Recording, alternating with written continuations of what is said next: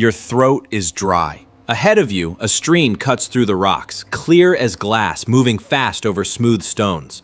Every instinct in your body says drink. So you kneel down, cup your hands, and drink until the ache in your throat disappears. 2 days later, you can barely stand. Here's the strange part. There was no warning, no smell that made you hesitate, no taste that made you spit it out, no color that should have made you think twice. The thing that was quietly destroying you from the inside had none of the signals your senses were built to catch. It simply looked like relief. So how did your ancestors survive this? For hundreds of thousands of years, humans drank from rivers, ponds, and puddles with no idea that anything called bacteria even existed. No filters, no boiling instructions, no warning labels. Just water and whatever was hiding inside it. If you're new here, this channel exists to answer exactly these kinds of questions. How ancient humans stayed alive in a world that offered them no explanations, only consequences. If that sounds like your kind of curiosity, go ahead and subscribe because this is the easy part of the video. Now here's where most people get it wrong. The obvious answer feels simple. Just avoid water that looks dirty, murky, muddy, smells off, stay away, and you're fine. Except that's not how it worked. Some of the most dangerous water our ancestors ever drank looked perfectly clean, fast-moving, cold, inviting, the kind of water that seems too pure to be a threat.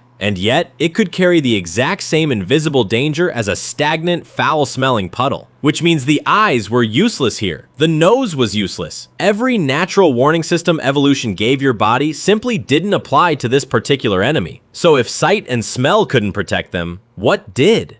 The answer wasn't in the water, it was in the people standing next to it. Imagine you're part of a small group, maybe 20 or 30 people, moving through unfamiliar territory. Someone spots a pond, they're thirsty, they drink. 3 days later, they're doubled over, unable to keep anything down, too weak to walk. Nobody in that group needs to understand why. They don't need a word for bacteria or parasites. They only need one thing, a memory. That pond made him sick. Don't drink there again. That single memory attached to a single place becomes something far more valuable than instinct. It becomes information. And information, once shared, spreads through a group faster than any individual could ever learn it alone. This is the real mechanism behind early human survival, and it's worth sitting with for a second because it explains something bigger than water. Humans are not the strongest species, not the fastest, not naturally armored against the environment. What we had instead was the ability to pool observation across many minds and hold on to it across time. One person's bad luck became everyone's lesson. One person's death, tragically, could save the next 50 lives. Researchers studying hunter-gatherer societies have repeatedly found the same pattern. Knowledge about local dangers, food sources, and water is rarely discovered fresh by each generation. It's transmitted. Children absorb it by watching, listening, and being warned, often before they're even old enough to understand the reasoning behind it. This kind of social learning is now recognized by anthropologists as one of the defining traits that allowed early humans to spread into environments no other primate could survive in, from freezing tundras to arid deserts.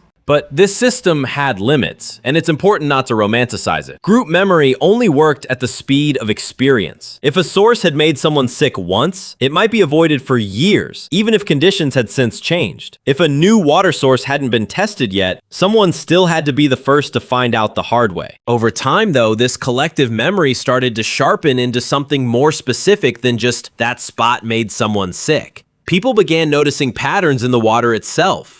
Moving water, water that tumbled over rocks or ran fast through a channel seemed to cause fewer problems than water that sat still. This wasn't a random guess. Still water gives harmful microorganisms time to multiply and settle, while moving water is constantly diluting and carrying them away. Ancient people had no way of explaining this mechanism, but they didn't need to. They only needed to notice that ponds and puddles seemed to cause more sickness than streams. Seasons mattered too. A water source that was safe enough in the rainy months might turn dangerous during a dry season, when the same trickle of water became a stagnant pool shared by every animal in the area. Reading the land, knowing which sources shifted with the seasons, became part of the inherited knowledge passed down alongside everything else. None of this made water safe. Not really. It only made it safer. A little more predictable, a little less like a gamble. And that distinction matters because what your ancestors built wasn't a guarantee. It was odds, slightly improved, generation after generation. But memory and observation could only go so far.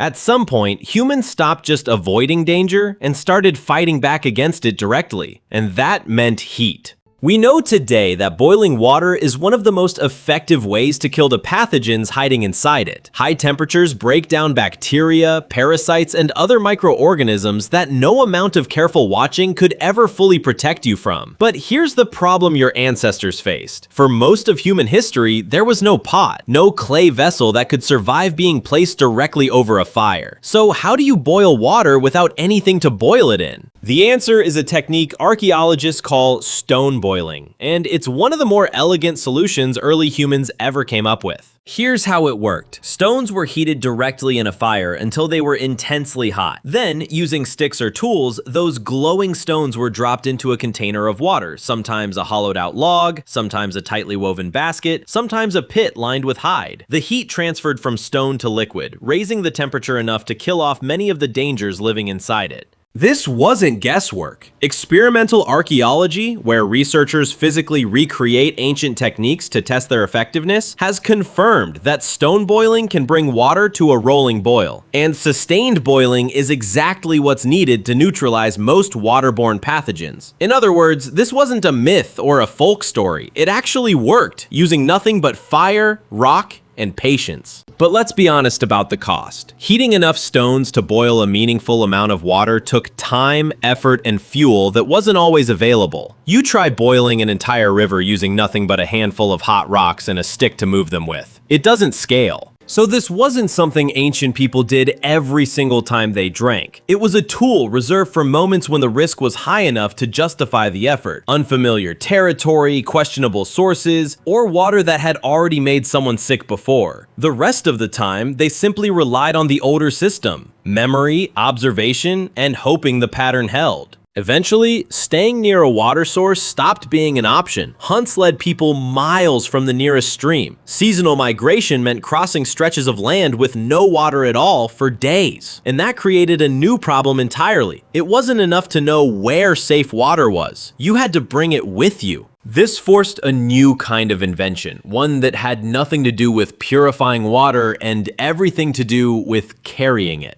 Early humans turned to whatever the environment gave them. The stomach or bladder of a killed animal, cleaned and dried, could hold liquids surprisingly well. Hollowed gourds worked in regions where they grew wild. Wood, when carved and sealed correctly, could hold water for short stretches of travel. None of these were purpose-built containers in the way we'd think of them today. They were adaptations, built from whatever the last successful hunt or harvest happened to leave behind. Anthropological studies of hunter-gatherer material culture consistently show this same pattern across unrelated regions of the world. Groups independently arriving at animal hide containers or gourd vessels as a solution to the same basic problem. This isn't coincidence, it's convergent problem solving. Different populations facing an identical survival pressure and landing on remarkably similar answers. But solving one problem quietly created another. Water that sat in a container for days behaved differently than water fresh from a stream. Hands dipped in and out of it, transferring whatever was on the skin directly into the supply. Insects found their way in. Warmth from body heat or sunlight sped up the growth of anything already living inside. In other words, the very act of storing water gave contamination more time and more opportunity to take hold. So a second layer of judgment had to develop alongside the first. Beyond knowing which sources were safer, people had to learn the signs of water that had gone bad after storage. An unfamiliar smell, a change in taste, something visibly floating on the surface that hadn't been there before. None of these signs were reliable in a scientific sense, and none of them could catch every threat. But they gave people something, a slightly better than random chance at avoiding the worst of it. Carrying water didn't solve the danger, it just moved the danger somewhere else, and handed your ancestors one more problem they had to learn to read. Now here's a claim you've probably heard before, maybe in a documentary, maybe in some corner of the internet. Ancient people didn't drink water at all because it was too dangerous. Instead, they drank beer, all day, every day, as a substitute. It's a satisfying story. It's also mostly wrong.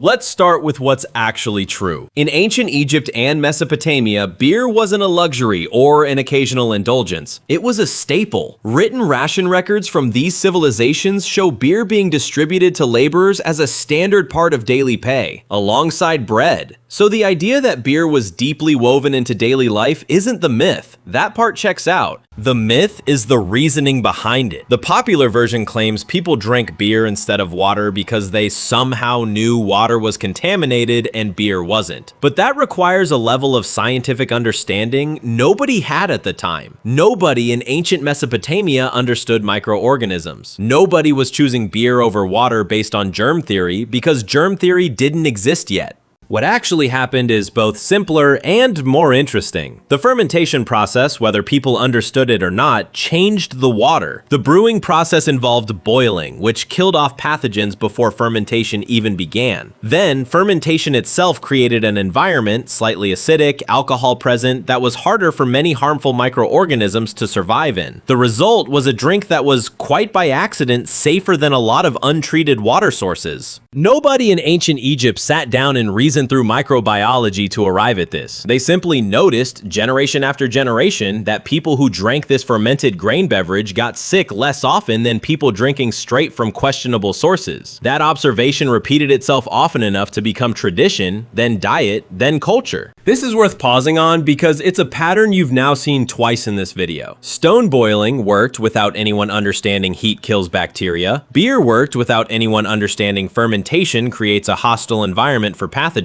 Your ancestors were running controlled experiments without knowing that's what they were doing. Testing outcomes, keeping what worked, discarding what didn't. Call it science without theory. It didn't need to explain itself to work. Now take everything you've just learned and remove the water entirely. In arid regions, there was no river to read, no stream to boil from, no pond to remember avoiding, just dry ground stretching in every direction. And yet people survived here too, which means an entirely different set of skills had to develop.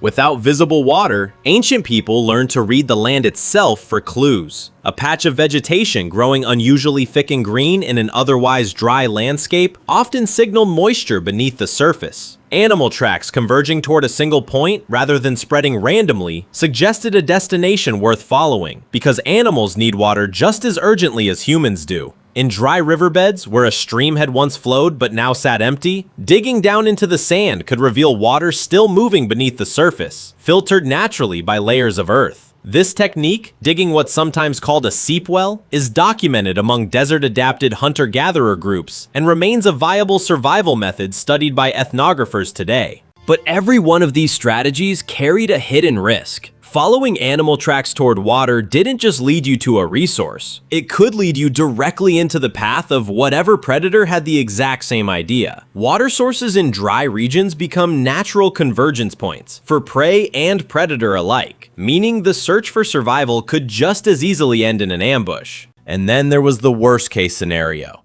No signs at all. A drought severe enough to dry up the usual sources meant groups had to travel farther, faster, with less certainty of success. This is where the danger stopped being abstract.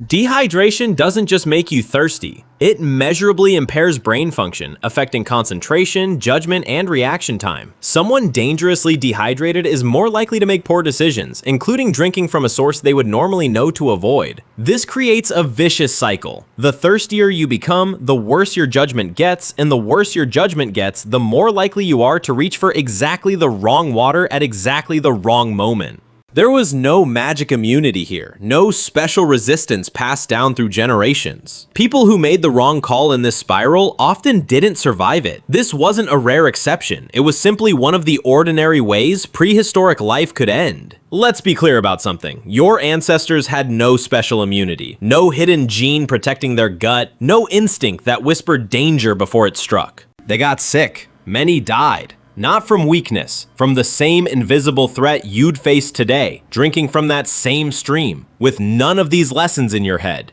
Think back to the moment this video started. You, kneeling by that stream, drinking without hesitation, trusting water that gave you no reason to doubt it.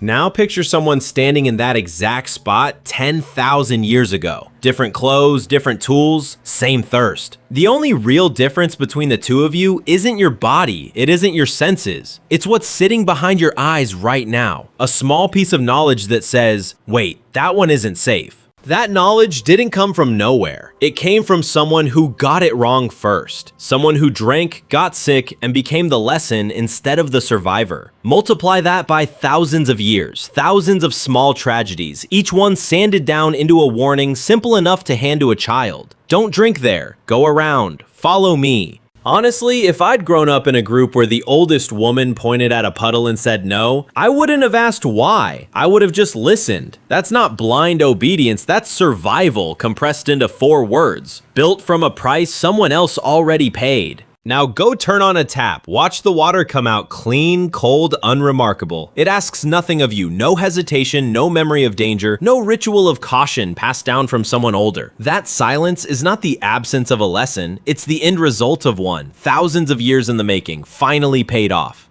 But here's a question that stream never had to answer. If ancient water was already this dangerous, how did humans living in tight groups with no toilets, no soap, not poison themselves with something even closer to home, their own waste?